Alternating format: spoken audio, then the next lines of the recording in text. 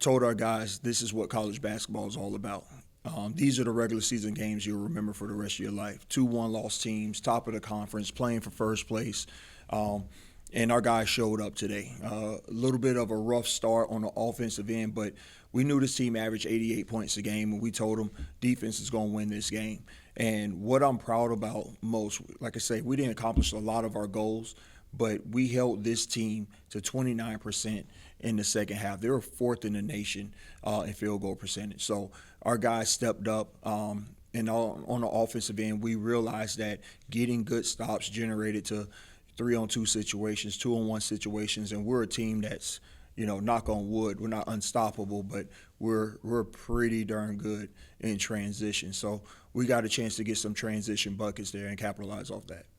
Well, it's definitely not PG-13 in that locker room for the last few games, and that's something that we have to clean up.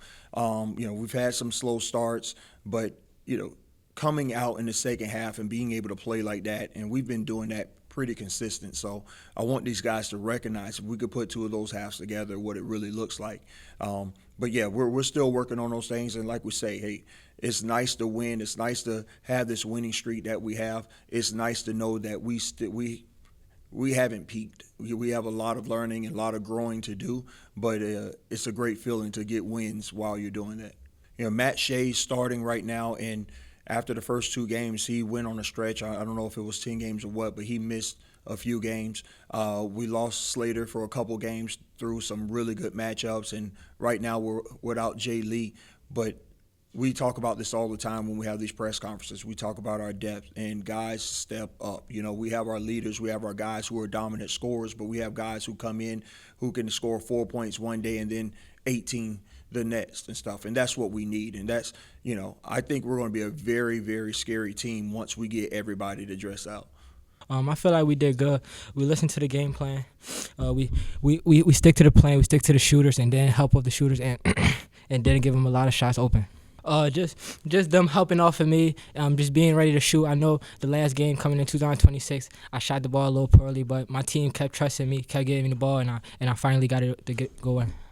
We know coming in this game they wanted to get out in transition, get fast, so we had to make sure we got the stopper and to get back, and we just keep talking on defense and make them shooting tough shots.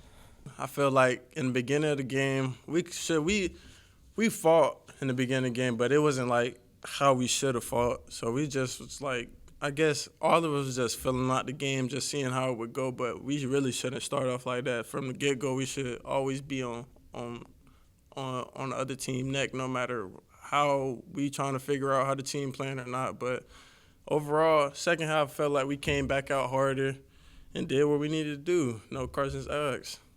To be honest with you, I just feel like I got to carry my weight as being the leader and just being the top dog. I feel like no matter what the game is, no matter who here and who not here, I got to play my best game because I feel like if we lose a game, everybody, not saying that people going to blame it on me, but I feel like it's going to be on me while we lose. So I just got to play my best game or try to play my best game every game no matter what's going on.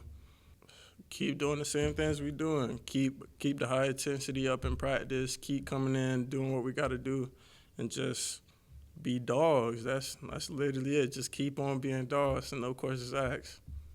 Well, I told him as a coach, I've experienced it. I've seen it so many times.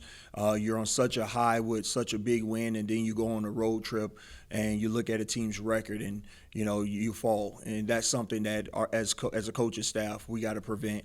And what I love about this team is that we have the maturity. They're still trying to prove something, and we're still trying to be the best that we can, and they realize we haven't gotten there. So these guys will have a good time celebrating tonight, but I know they'll be ready when we start practice tomorrow.